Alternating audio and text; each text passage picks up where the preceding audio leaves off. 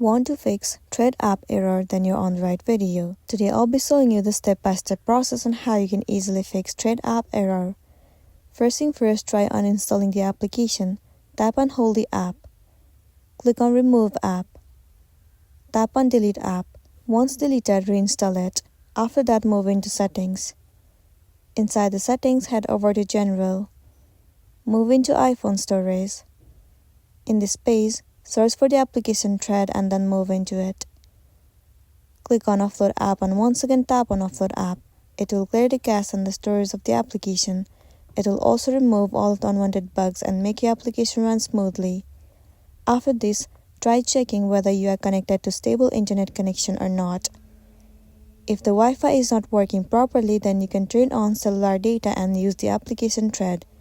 This should definitely help you out. So that's the end of the video. If this video really helped you, give it a like and check out our next tutorial. Thank you.